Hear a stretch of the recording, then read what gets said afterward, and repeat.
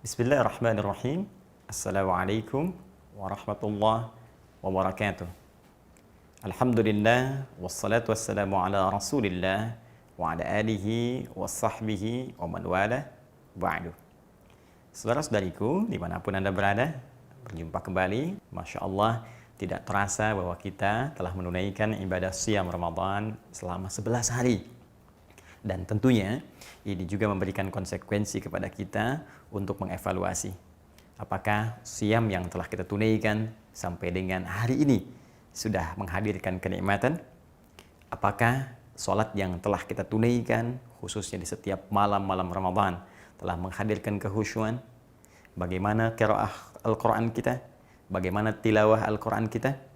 Kita bermohon kepada Allah Subhanahu wa Ta'ala, semoga seluruh amalan-amalan terbaik yang kita bisa lakukan sejak awal Ramadan sampai hari ini berkenan diterima oleh Allah Subhanahu wa Ta'ala. Baik, hari ini kita akan coba lanjutkan kembali bahasan kita, menyambung materi di pertemuan yang lalu terkait dengan amalan Nabi Sallallahu Alaihi Wasallam dalam konteks interaksi dengan Al-Quran pada waktu Siyam Ramadan. Kita telah uraikan dari 3 amalan yang umumnya diisyaratkan oleh Rasulullah SAW dalam hal interaksi dengan Al-Quran, yaitu qiraah. Ini sudah kita selesaikan.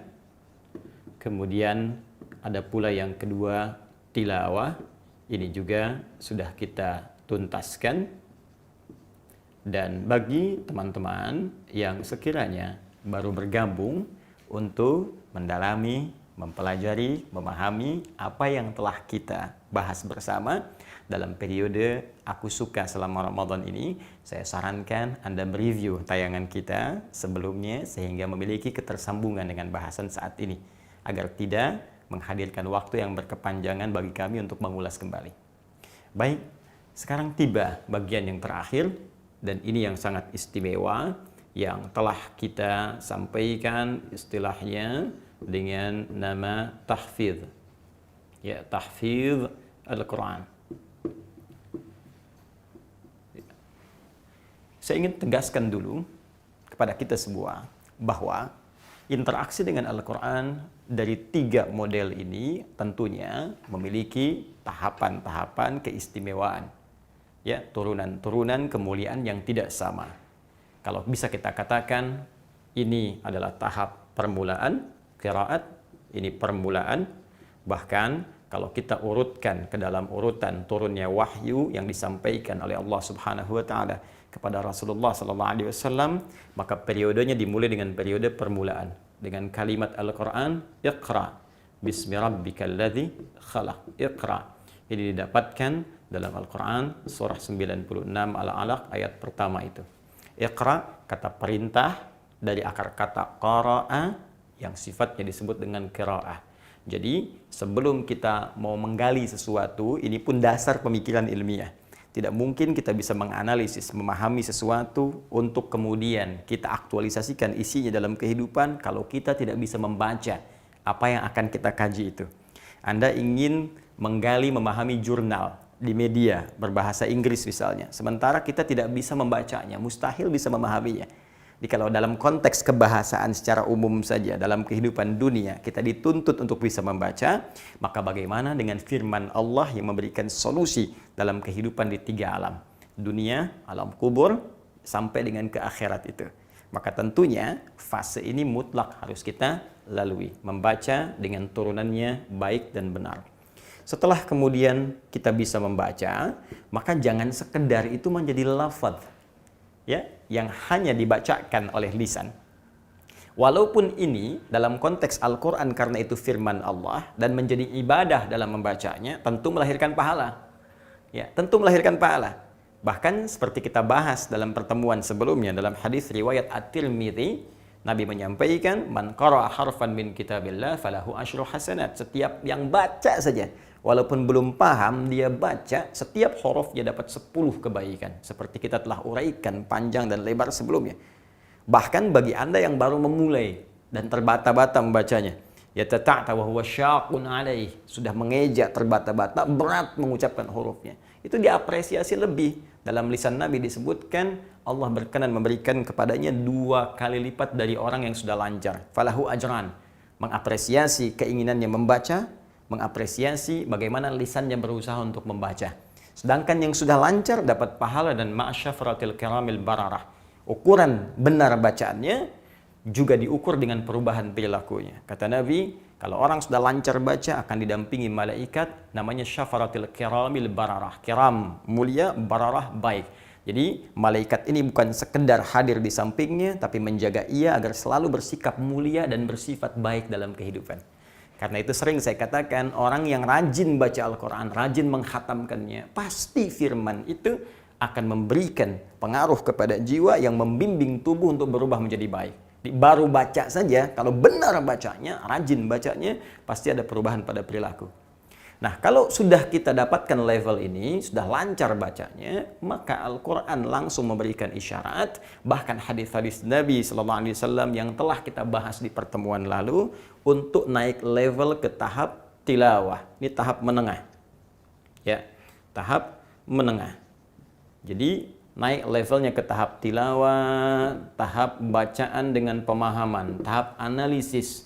Dan ini tidak harus kemudian Anda langsung 1 juz, 2 juz, 30 juz. Anda mungkin bisa mulai 10 ayat dulu. Anda bisa mulai 5 ayat dulu atau surat-surat pendek dulu. Analisis, dari situ lihat apa kaitannya dengan kehidupan kita, kemudian amalkan dalam hidup kita. Ya, kita bisa keluarkan sesuai passion kita saja. Ya, ini yang pernah disampaikan Nabi SAW dalam pengajaran saat di era beliau kepada para sahabat. Karena memang tujuan Al-Quran saat diturunkan, itu kan jadi pedoman hidup. Ya, pedoman ini kalau cuma dibaca, nggak dipahami dan nggak dipraktekkan, bagaimana kemudian kita bisa mengetahui manfaat dari pedoman dimaksudkan? Anda beli TV, ada buku pedomannya. Anda baca, tapi nggak Anda pahami, nggak Anda praktekkan, ya tetap saja Anda kesulitan mengoperasikan TV yang dimaksudkan. Maka demikian kehidupan kita yang kompleks. Solusinya ada dalam Al-Quran, disebut hudan.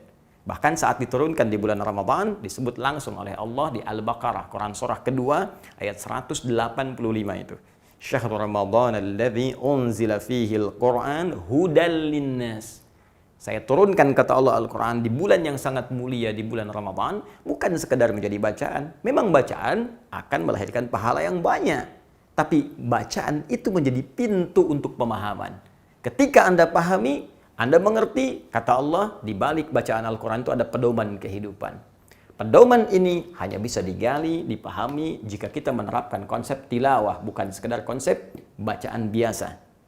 Karena itulah kemudian periode-periode setelah lancar bacaan itu bisa diikuti oleh Nabi SAW, mengikuti petunjuk malaikat Jibril, maka dengan itulah kemudian beralih, bertransformasi kalimatnya. Allah berfirman, tidak menggunakan kata qiraah dengan kalimat perintah pertama iqra, tapi kemudian banyak pula redaksinya menggunakan kalimat tilawah, yaitu utslu kata perintahnya. Seperti kemarin telah kita uraikan. Kita beri contoh, setelah bacanya lancar, baik, turun perintah syariat untuk sholat. Bukankah sholat diperintahkan oleh Allah Subhanahu wa Ta'ala pada periode Isra Mi'raj itu?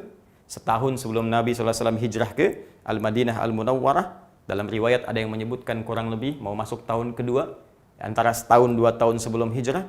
Artinya apa? Artinya setelah kurang lebih 10-11 tahun dari periode diangkatnya beliau sebagai Nabi dan Rasul. Usia 40 tahun, ya kan? Nabi SAW diangkat jadi Nabi dan Rasul. Kemudian usia 53 tahun, 13 tahun berdakwah di kota Mekah, baru hijrah ke Madinah. Sedangkan Isra Mi'raj terjadi pada usia Nabi 51 tahun masuk ke 52, artinya setelah 11 tahun periode Iqra. Ya kan? Muncul periode utslu ma uhya ilaika minal kitab. Bayangkan, baca, jangan putus asa. Kalau memang sekarang Anda baru belajar baca, nggak ada masalah. Iqra dulu dengan gunakan metode-metode yang sudah ada, yang semoga Allah berikan pahala kepada yang menyampaikan sampai dengan ke kita. Banyak sekarang. Ya, ada metode qiraati, ada ummi, ada iqra, ada macam-macam. Dan tidak perlu merasa kecil, dalami itu. Karena Nabi pun memberikan petunjuk demikian. Setelah lancar bacanya, naik level ke sini.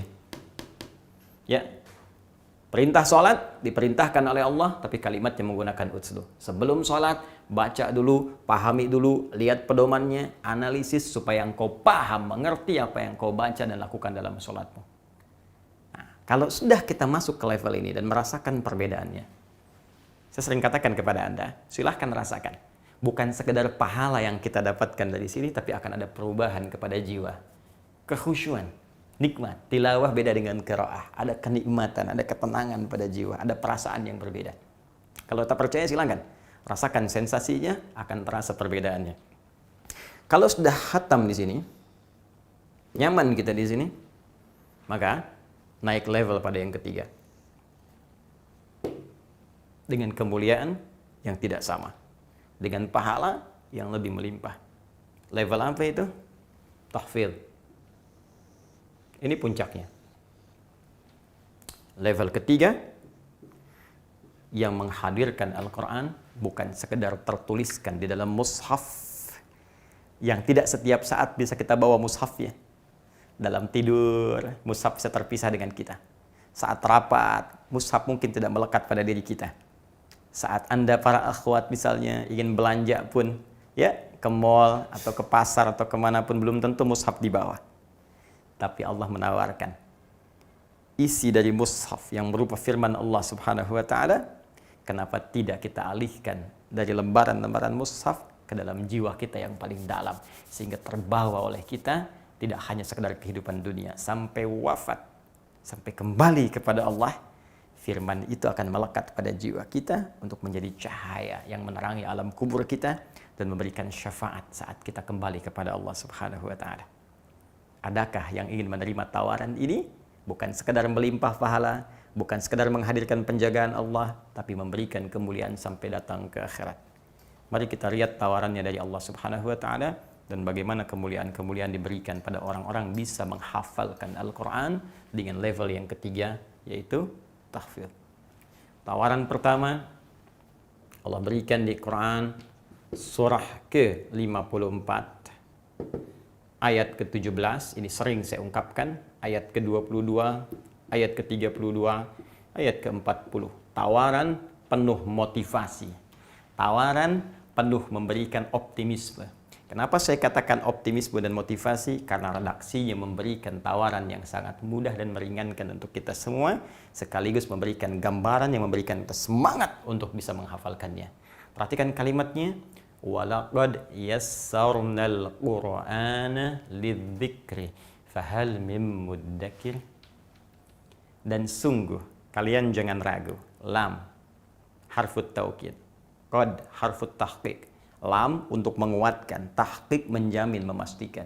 Kalau kita ingin terjemahkan, kata Allah, dan aku jamin, kamu jangan ragu. Aku kuatkan, aku yakinkan, jangan pernah ragu sedikit pun.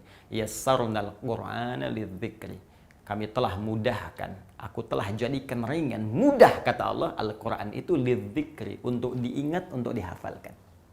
Ya, fahal mim muddakir, maka adakah di antara Anda, hei hamba-hambaku, kalau aku sudah mudahkan, kamu jangan ragu, adakah di antara kalian yang mau menghafalkannya, yang mau mengingatnya, yang ingin naik status ke status yang tinggi ini? Saking mudahnya bahkan dijamin oleh Allah, tidak ada sekat di dalamnya. Melampaui sekat-sekat sosial, sekat-sekat usia, sekat-sekat keadaan. Maaf, anak kecil, orang dewasa, tua, muda, lelaki, perempuan bisa menghafalkan Al-Quran. Bahkan yang paling dahsyat, yang melihat bisa, mungkin wajar. Yang matanya Allah tutup supaya tidak bisa melihat maksiat dalam kehidupannya. Kata orang dia buta, tapi kami mengatakan ditutup pandangan supaya tak melihat maksiat. Anugerah dari Allah Subhanahu wa Ta'ala. Bisa menghafal Al-Quran. Bahkan anaknya kecil, balik pun belum, mata belum melihat. Allahu Akbar, hafal Al-Quran. Ada yang divonis lumpuh otak, hafal Al-Quran. Jadi Anda bisa bayangkan, anak kecil, maaf, bisa hafal Al-Quran. Maka Anda yang pernah kecil pasti bisa. Ya. Silakan cek. Anak kecil hafal Quran, maka Anda yang pernah kecil pasti bisa. Apalagi kita yang diberikan oleh Allah Subhanahu wa Ta'ala kesempatan sampai sekarang. Ya, mohon maaf, anak 4 tahun, 5 tahun, 6 tahun hafal Al-Quran. Anda diberikan 40 tahun, 50 tahun, 60 tahun. Anda kemana saja? Dan Anda ingin mengatakan ingin mendapatkan surga Firdaus, ingin bersama Nabi, ingin mendapat derajat paling tinggi. Pertanyaan saya, bekal Anda apa? Di dunia saja Anda ingin mendapatkan status terhormat. Bukankah Anda harus berusaha dengan maksimal? Anda sekolah dulu sampai puluhan tahun. Anda belajar, ikut pelatihan, ikut training. Supaya apa? Hanya sekedar mendapatkan status dunia yang saat wafat hilang semua status itu. Diganti dengan satu kalimat saja. Satu kalimat. Apa kalimat itu? Allah yarham. Almarhum. Lihat. Profesor, dokter, ya, master, sama saja. S1, S2, S3. Kalau profesor itu gelar bukan yang dicari, tapi pemberian dari institusi pendidikan. Ya, tingkat pengajaran tertinggi, profesor. Tingkat pendidikan tertinggi, dokter. S1, S2, S3. Sebelumnya SD, S semua tuh. SD, SMP, SMA, S1, S2, S3. Mau berapa S Anda dapatkan? Tapi sampai ke ujung gelar pun, begitu selesai waktunya pulang, hilang semua gelar itu, tidak pernah ada dituliskan kemudian di papan nisannya. SD, S1, S2, S3, S4. Tidak akan ditemukan. Almarhum, selesai. Anda bekerja, ikut training, sampai kaya luar biasa. Apa yang Anda hasilkan? Uang banyak, wafat Anda bawa? Tidak. Tapi ini, kita akan bawa sampai kembali kepada Allah Subhanahu wa Ta'ala. Status yang paling terhormat. Karena itu, ketika Allah menawarkan ini, Allah berikan motivasi lebih kepada kita. Apa kelebihan menghafal Al-Quran dibandingkan sekedar baca dan tilawah? Allah langsung turunkan ayat di Quran surah ke-35 Fatir. Ayat 32 sampai 33. Perhatikan kalimatnya. Thumma awrathnal kitaba alladhina istafayna min ibadina. Buka Quran surah 35 Fatir ayat 32. Paling kiri agak ke atas sedikit di mushaf. Thumma awrathnal kitaba alladhina istafayna min ibadina. Kemudian kami wariskan, kami berikan pusaka di antara hamba-hamba kami yang kami pilih. Allahu Akbar. Kata Allah, ada hamba Allah spesial yang dipilih langsung oleh Allah, yang mendapat warisan Al-Quran. Anda dapat warisan dunia, dikejar-kejar, diperebutkan, ingin sekali. Bahkan ada yang berselisih, ada yang macam-macam. Ini Allah berikan warisan. Ya, warisan itu dalam konteks pemahaman bahasa sesuatu yang sangat berharga. Ya awas, jangan salah mengerti. Karena Allah itu hayyun la yamut. Ya, Allah selalu hidup, tidak pernah wafat. Allah yang menghidupkan dan mematikan. Kita hidup, dihidupkan oleh Allah dan wafat. Jadi kalau dalam konteks warisan dunia, pemberian untuk kita teruskan yang tidak akan juga dibawa untuk pulang. Tapi dalam konteks asalnya, warisan sesuatu yang sangat berharga. Allah punya sesuatu yang sangat berharga, ingin dianugerahkan kepada hamba-hamba terpilihnya. Allahu Akbar, terpilih. Siapa mereka? Faminhum muqtasid, faminhum zalimun li nafsi, faminhum muqtasid, faminhum sabiqun bil khairati biidznillah. Ya, Allah sampaikan, ada yang diberikan itu kemudian jadi zalim, ada yang tengah-tengah, tapi ada yang jadi orang baik. Dan terakhir ditutup dengan kalimat, itulah satu pemberian keutamaan yang sangat agung. Jadi orang yang mendapatkan anugerah Al-Quran, pertama, dia menjadi hamba yang terpilih. Allahu Akbar. Yang kedua, dia mendapatkan anugerah teragung yang diberikan oleh Allah Subhanahu wa Ta'ala. Masya Allah. Anugerah terindah yang pernah dimiliki. Anugerah teragung yang pernah dipunyai. Belum selesai ayatnya. Teruskan ke ayat 33-nya. Jannatu adnin yadkhulunaha. Ya, dan orang-orang ini, penghafal Quran, ahli Quran ini, yang mampu memelihara Qurannya, menjaga menjadi baik, Allah akan berikan hadiah. Masuknya nanti ke surga Aden. Ya, yuhallawna fiha min asawir. Nanti nggak masuk biasa, dihiasi dulu dengan pakaian-pakaian indah. Pakai gelang-gelang emas. Ya, min dhahabi wa lu'lu'a. Kemudian ada permata-permata berkilauan. Pakai gelang emas, pakai permata berkilauan, pakai jubah. Bahkan di hadis At-Tirmidzi itu disebutkan, Qur'annya menyampaikan kepada Allah, Allahumma halli, ya Allah tolong hiasi orang ini. Ya, fayulbasu ilaihi tajul karamah, dipakaikan di atas kepalanya mahkota kehormatan, dipakaikan di bajunya jubah kehormatan. Dan yang paling dahsyat, kalau orang ini hafal Quran dan dimotivasi orang tuanya, dimotivasi pasangan hidupnya, kalau suami dari istri, istri dari suami, ya di keluarganya disiapkan satu ini, diikuti oleh yang lain, yang jadi walaupun cuma satu, maka orang ini berpeluang menjadi pemimpin keluarganya, yang dengan izin Allah bisa memberikan syafaat dengan Qurannya pada anggota-anggota keluarganya. Dia bisa gandeng ibu yang telah melahirkannya, ayah yang telah merawatnya, pasangan hidupnya, anak-anaknya, sampai keturunan ke belakang sepanjang mereka beriman beramal saleh. Dipimpin oleh orang ini masuk ke surga dan disambut oleh semua malaikat di pinggir surga. Ketika melewati setiap surga, disambut malaikat dengan mengatakan salamun alaikum bima sabartum. Dengan kalimat yang sama. Di Fatir ayat 33, pembukanya sama dengan Quran surah ke-13. Ayat 23 sampai 24. Di sini jannatu adin yadkhulunaha, di sini jannatu adin yadkhulunaha. Hanya ini spesifik memberikan kisahnya. Ada orang-orang yang masuk surga lewat surga Aden. Wa man salaha min abaihim, dia gandeng bapak-bapaknya, ibunya yang saleh. Wa azwajihim, pasangannya, suami gandeng istri, istri gandeng suami. Ya, wa dzurriyyatihim, anak keturunan di belakang. Wal malaikatu yadkhuluna alaihim min kulli bab, dan malaikat menyambut di setiap pintu surga. Menyambut mereka. Salamun alaikum bima sabartum. Mengucapkan selamat, selamat kamu sabar. Saat orang lain sibuk baca berita online yang tidak jelas, saat orang lain sibuk dengan permainan yang tidak jelas, orang ini fokus sabar menghafal Quran, sabar dengan lelahnya, sabar dengan penatnya, sabar dengan kadang-kadang cacian orang-orang, sabar dengan banyaknya ujian. Dia sabar sampai dia wafat sebagai status ahli Al-Quran. Walaupun ada yang hafal 30 juz, ada yang hafal 15 juz, ada yang hafal 10 juz, tapi dia konsisten menghafal sampai dia wafat. Walaupun sehari satu ayat, sehari satu halaman, wafat dia diberi hadiah oleh Allah Subhanahu wa taala, diucapkan kalimat penyambut oleh malaikat. Selamat karena Anda sabar saat di dunia. Fa ni'ma uqbad dar.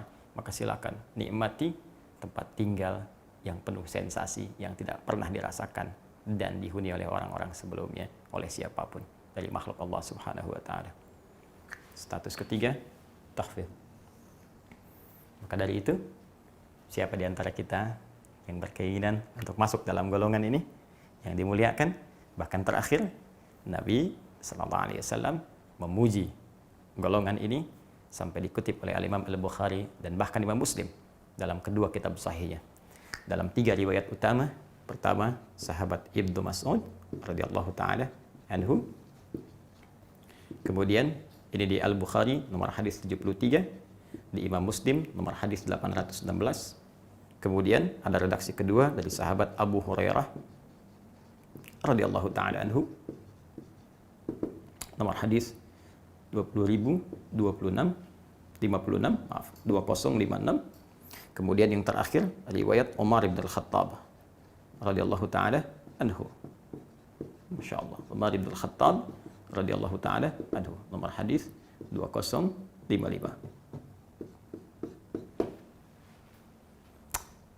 Kalau nomornya berbeda karena cetakan yang tidak sama, seperti kemarin yang saya sampaikan rumusnya, cukup Anda lihat rawinya, lihat redaksi hadisnya, Anda akan temukan kalimatnya.